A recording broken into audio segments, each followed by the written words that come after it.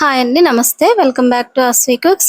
ఈరోజు మనం ఆంధ్ర స్టైల్ ఆవకాయ పచ్చడిని సంవత్సరం పాటు ఉన్న ముక్క మెత్తపడకుండా ఎలా చేయాలో ఈ వీడియోలో చూద్దామండి.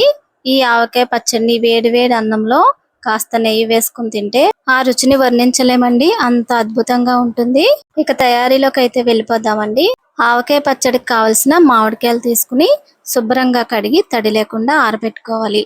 అలా ఆరబెట్టుకున్న కాయల్ని వీడియోలో చూపిస్తున్నట్లుగా ఈ సైజు ముక్కలుగా కట్ చేసి 4 గ్లాసుల ముక్కల వరకు వేసుకోండి. మామిడికాయ ముక్కల్ని కట్ చేసుకున్న వెంటనే ఒక అరగంట పాటు ఫ్యాన్ గాల్లో ఆరబెట్టుకోండి, తేమ లేకుండా ఉంటాయి. ఇలా 4 గ్లాసుల ముక్కలు వేసుకున్న తర్వాత పావు స్పూన్ పసుపు, అర గ్లాస్ వరకు పల్లి నూనె లేదా నువ్వుల నూనె వేసుకోండి. ఇలా ముందుగానే నూనె వేసి ఈ ముక్కలన్నిటికీ నూనె పట్టేటట్లుగా చేస్తే ముక్క మెత్తపడకుండా ఎక్కువ రోజులు గట్టిగా ఉంటుంది. మీరు ఎక్కువ మామిడికాయలతో చేసుకోవాలనుకుంటే మీరు ఏ గిన్నెతోటైనా కొలుచుకుని ఇదే విధంగా వేసుకోవాలి.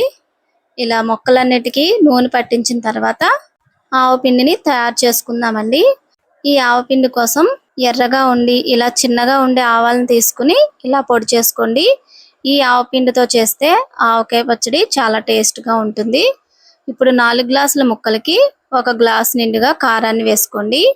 1/4 గ్లాస్ వరకు ఆవపిండిని వేసుకోండి. 1/4 గ్లాస్కి కొంచెం ఉండేటట్లుగా సాల్ట్ కూడా వేసుకోండి. సాల్ట్ కొంచెం తక్కువ వేసుకున్నా చివర్లో చూసుకుని కలుపుకోవచ్చు. 1 టీ స్పూన్ మెంతులు, గుప్పెడు వరకు ఒలిచిన వెల్లుల్లిపాయలను వేసుకోండి. ఇలా వేసుకున్న తర్వాత ఈ మసాలాలన్నీ ఈ ముక్కలకు పట్టేటట్లుగా బాగా కలుపుకోవాలి. మీరు ఎన్ని కేజీల ముక్కలైనా సరే ఇదే విధంగా చేసుకోవచ్చండి. ఈ పచ్చడి చేసేటప్పుడు మనం వాడే మిక్సీ జార్ కానీ ఇలాంటి గిన్నెలు కానీ డబ్బాలు కానీ ఏవైనా సరే ఎండలో ఆరబెట్టుకుని చేసుకోవాలండి. ఈ గిన్నెలో అడుగున కాస్త నూనె వేసుకుని ఈ ముక్కలన్నీ ఈ విధంగా సర్దుకోవాలి.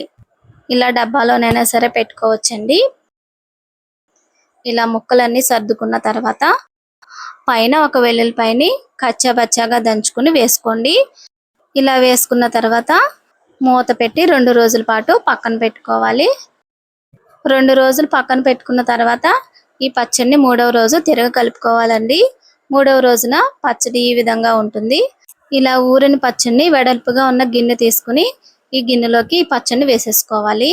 ఇలా వేసుకున్న తర్వాత ఈ పచ్చడిలో సరిపడా నూనె వేసుకుని ఈ పచ్చడి అంతా కలిసేటట్లు బాగా కలుపుకోవాలి.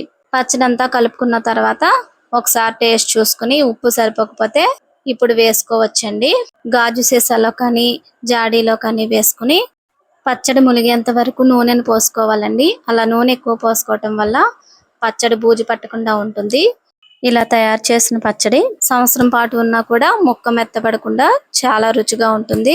చూసారు కదండి, ఆంధ్ర స్టైల్ ఆవకాయ పచ్చడి అయితే రెడీ అయిపోయింది. ఈ విధంగా ఒకసారి మీరు కూడా తప్పకుండా ట్రై చేసి మీకు ఎలా వచ్చిందో కామెంట్ చేయండి.